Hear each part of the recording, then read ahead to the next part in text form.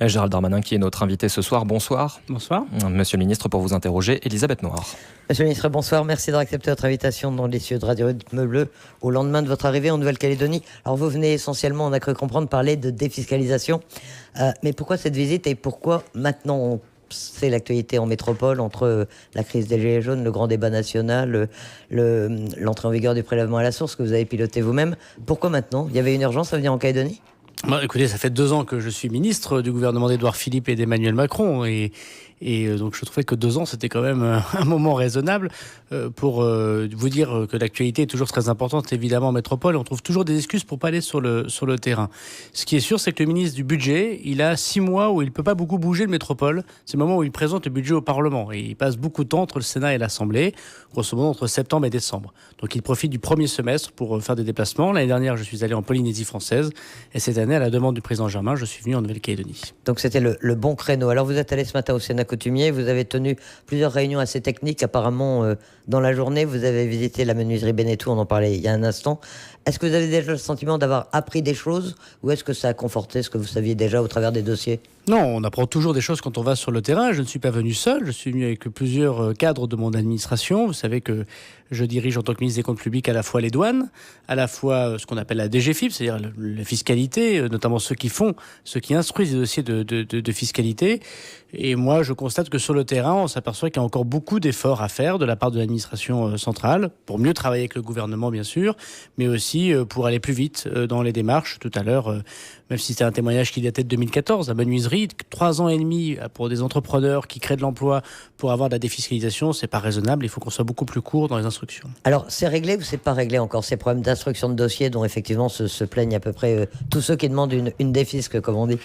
C'est en partie réglé, c'est-à-dire que depuis que je suis ministre, et notamment depuis mon déplacement en Polynésie française, nous avons réglé des problèmes de process administratif qui étaient beaucoup trop longs entre l'État local, le gouvernement, le ministère des Outre-mer et le ministère du Budget. Donc désormais, on fait tout dès le début, tous ensemble. On doit encore améliorer, c'était notamment ce que j'ai appris ce matin, les choses pour ce qu'on pourrait appeler les petits dossiers. Vous savez, il y a des gros dossiers, ceux qui sont portés autour des avions, des croisières ou des grands hôtels. Puis il y a tous les entrepreneurs qui veulent développer leur activité de PME ou de TPE. Et là, on met beaucoup trop de temps encore. Donc on doit encore améliorer les choses, mais on va y arriver. Vous êtes convaincu du bien fondé de la défiscalisation outre-mer ? On sait que c'est souvent décrié, on sait qu'en métropole, ça n'a pas forcément bonne presse. Et vous pensez que c'est un système qui est indispensable et qu'il faut maintenir ? Moi, je pense qu'il faut toujours évaluer les dépenses que l'on fait. Et il ne faut pas avoir d'idéologie parce que c'est l'argent du contribuable qui permet de faire cela. On a dépensé pour la Nouvelle-Calédonie 24 milliards, je crois que c'est un point important, en 2018. Et il est normal de venir regarder ce qui se passe et d'évaluer les choses. Je constate que ça marche en général très bien et ça permet au développement très important de l'économie et la création d'emplois. Ce qu'il faut désormais, c'est que le gouvernement de Nouvelle-Calédonie nous dise quelles sont ses priorités. C'est-à-dire s'il souhaite aller dans tel ou tel secteur particulièrement et on l'aidera à aller encore plus vite dans ces secteurs. Il faut faire le choix quand on a peu d'argent public. Donc il faut évaluer et nous considérons aujourd'hui que ça permet la défiscalisation en Outre-mer de créer de l'emploi et c'est une bonne chose.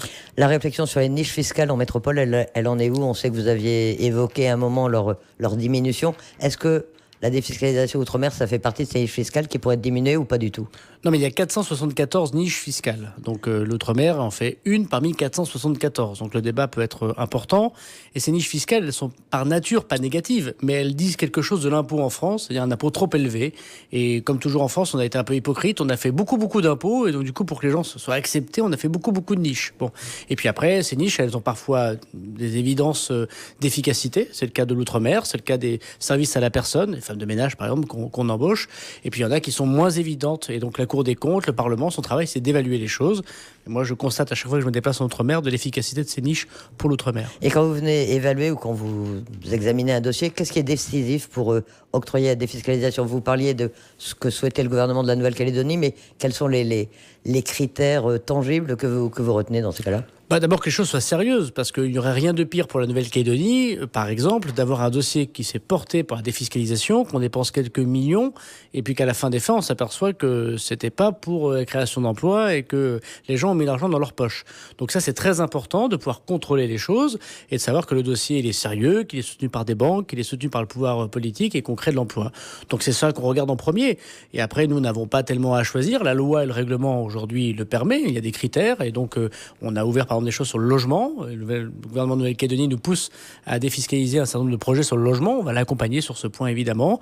Mais ce que nous regardons en premier, puisque nous ne sommes pas là en opportunité mais en contrôle, que ce soit bien des choses sérieuses. Et c'est très largement le cas des dossiers. Vous savez, 93% des dossiers de défiscalisation sont accordés par l'État français. Et il y en a beaucoup en cours actuellement Il y en a chaque année une trentaine, il y en a des gros et des petits. À la suite de l'intervention de M. Germain, de messieurs Desnoyers et Gomes, j'en ai débloqué quelques-uns avant ma venue. Je les vois souvent à Paris. Ils travaillent beaucoup pour défendre les dossiers de Nouvelle-Calédonie. Et là, on en a encore quelques-uns, notamment des gros, mais qui aideront, je crois, l'économie de Nouvelle-Calédonie. Alors vous avez également tenu aujourd'hui une réunion sur la lutte contre le blanchiment et la délinquance financière. Il y a une actualité sur ce thème en Nouvelle-Calédonie ou dans le Pacifique? Non, justement, ce qui était intéressant ce midi... C'est ce qui vous a étonné? Non, c'est intéressant. D'abord, je suis aussi le responsable de la lutte contre la fraude fiscale.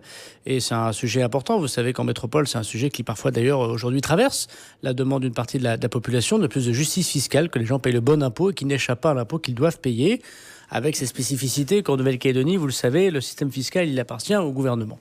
Mais je suis venu avec le directeur de Tracfin, j'ai rencontré le procureur de la République, les gendarmes, les policiers qui travaillent sur ces questions, mais aussi les organismes professionnels, les avocats, les experts comptables. On a constaté qu'il n'y avait pas de difficulté particulière de blanchiment en Nouvelle-Calédonie, même si dans la zone Pacifique, il y a un certain nombre de questions qu'on peut se poser. Et ce qui est intéressant, c'est effectivement de voir comment on peut mieux apprendre, connaître les circuits de financement, les gens qui ont des comptes éventuellement étrangers non déclarés. Et tout à fait logique que le directeur de Tracfin, qui est venu plusieurs fois d'ailleurs avant mon arrivée, puisse continuer à faire ce travail dans tout le territoire national. Alors vous le disiez, la Nouvelle-Calédonie a une autonomie fiscale. Le prélèvement à la source, ça n'existe pas chez nous. Vous venez de le lancer en métropole. Apparemment, tout le monde disait que ce serait assez difficile. Ça a l'air de bien se passer pour l'instant. Est-ce que vous préconiseriez le même système en Nouvelle-Calédonie? Est-ce que vous en avez parlé avec les autorités calédoniennes? Non, mais moi, je ne vais pas faire le malin, parce que la France, il y a encore 5 semaines, n'était pas au prélèvement à la source. Nous étions d'ailleurs l'un des derniers pays au monde à ne pas l'appliquer, avec la Suisse et quelques territoires ultramarins. C'est le cas en Polynésie et c'est le cas en Nouvelle-Calédonie. Le gouvernement fera ce qu'il souhaite, c'est son autorité la plus totale.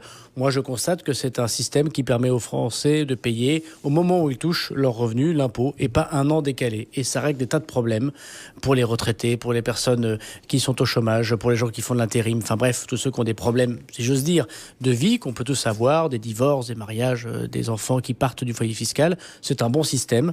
Si le gouvernement de Nouvelle-Calédonie souhaite qu'on l'accompagne, on le fera, mais c'est son autorité la plus complète que de décider de le mettre en place ou non. Ah, il a souhaité que vous l'accompagniez, en revanche, j'ai cru comprendre, sur la question de la création d'un fonds d'épargne en Nouvelle-Calédonie, puisqu'il n'y a pas de mécanisme précis, spécifique au territoire.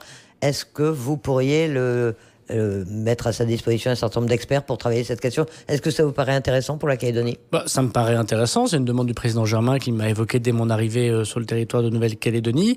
Alors, il se trouve que c'est une compétence de l'autre ministre, si je veux dire, de Bercy, qui est Bruno Le Maire. Mais je pense que c'est une des demandes que je vais reprendre avec moi à Paris et proposer de travailler avec Bruno Le Maire sur cette question, parce que ça me paraît important, effectivement, qu'il y ait des liquidités en Nouvelle-Calédonie qui puissent financer l'économie de la Nouvelle-Calédonie. Donc on va regarder ça, effectivement, et je vais proposer que Bruno Le Maire puisse prendre contact avec M. Germain. C'est la première fois que vous venez en Nouvelle-Calédonie. Oui. Vous suivez, comme c'est un dossier dont on a un petit peu parlé ces derniers temps, est-ce que vous suivez, au-delà des questions financières, l'actualité institutionnelle de la Nouvelle-Calédonie, le référendum de novembre? Quel est votre sentiment sur ce qui se passe ici et sur l'avenir institutionnel? D'abord, moi, j'ai été, comme militant politique et comme citoyen qui, dès le plus jeune âge, s'est intéressé à la politique, passionné par la question de la Nouvelle-Calédonie. Ce qui a été fait ici est formidable, à la fois parce qu'il y a un développement économique très important, mais aussi parce que la question politique, me semble-t-il, est celle qui traverse depuis de très nombreuses années, et aussi celle qui traverse la France métropolitaine. Et moi, mon ami, je suis rentré au gouvernement parce qu'Édouard Philippe était Premier ministre, et j'ai vu le Premier ministre, Édouard Philippe, s'intéresser, dès le premier jour de son arrivée à Matignon, à ce dossier de la Nouvelle-Calédonie. C'est finalement une longue tradition depuis Michel Rocard, mais je crois qu'il l'a fait. J'ai pu témoigner, en tout cas, de ces longues soirées de travail. Son premier mot a été pour la Nouvelle-Calédonie dans son discours politique général. Et je constate qu'avec beaucoup de passion et beaucoup, je crois, de patience aussi, il a su organiser avec les autorités, avec les fonctionnaires, que je voudrais remercier, un référendum dont personne ne conteste le résultat ni la campagne. Je souhaite que la paix et le destin commun, comme on l'appelle depuis les accords de Matignon, puissent continuer à vivre en Nouvelle-Calédonie, bien sûr. À titre personnel, question d'actualité, on en parlait aussi ces derniers jours. Vous envisagez ou non de retourner à Tourcoing? Pour 2020, vous en êtes où? Alors j'aime beaucoup la Nouvelle-Calédonie, mais je vais faire la même réponse qu'à Paris. Je ne vais pas donner la Nouvelle-Calédonie ni aux Parisiens ma réponse pour ce qui concerne ma commune de Tourcoing, qui est légèrement un peu plus au nord. Mais je suis très attaché à ma vie d'élu local, je suis très attaché à ma commune. On verra bien à quelle place. Ce qui est certain, c'est que je n'imagine pas la politique sans passer devant les électeurs. Donc d'une manière ou d'une autre, je reviendrai dans le suffrage universel, bien sûr. Un dernier mot, demain, déplacement à Valais, vous allez vous pencher sur là aussi un énorme dossier. Le nickel, c'est quelque chose que Bercy s'en est beaucoup occupé ces dernières années. C'est encore un sujet d'actualité pour les responsables métropolitains. Oui, bien sûr. D'ailleurs, l'État, sous le gouvernement précédent, Manuel Valls, me semble-t-il, a beaucoup aidé lorsqu'il y a eu des difficultés importantes. Je constate aujourd'hui que c'est à la fois une économie encore très importante en Nouvelle-Calédonie et en même temps un prix du nickel qui est parmi les plus bas qu'il ait jamais connu. Donc il faut qu'on continue à accompagner, me semble-t-il, ces entreprises et notamment la Nouvelle-Calédonie à se moderniser dans cette économie. La défiscalisation peut en faire partie. Le président Germain m'en a parlé, donc c'est évidemment un point important. Il faut laisser l'économie se faire et en même temps, il faut accompagner la Nouvelle-Calédonie et ses entreprises à continuer à créer de l'emploi. Il est toujours préférable que les gens travaillent que les gens ne travaillent pas. Donc quand on a des entreprises qui marchent, il faut les soutenir. On peut envisager des aides aussi importantes que celles qui avaient été débloquées. Vous faisiez allusion à l'époque de Manuel Valls, il y a 2 ans de cela. Écoutez, c'est avec pas... l'aide à la SLN, à KNS et à Valais. C'est pas à moi de prendre ces décisions, mais en tout cas, je peux vous donner un témoignage. J'ai eu le président de la République au téléphone tout à l'heure, qui m'a d'abord demandé de saluer tous les Calédoniens, et en particulier ceux avec qui il a pu rendre visite lors de sa venue. Il ne laissera pas tomber, évidemment, l'économie en Nouvelle-Calédonie, même si, sans doute, elle doit se moderniser. Et il faut que les entreprises et que les mines puissent continuer à se moderniser et continuer à faire face à une concurrence, et donc je comprends qu'elle est de plus en plus difficile. Donc l'État sera au rendez-vous pour aider la Nouvelle-Calédonie, bien évidemment. Gérald Darmanin, merci d'accepter notre invitation. Merci à vous.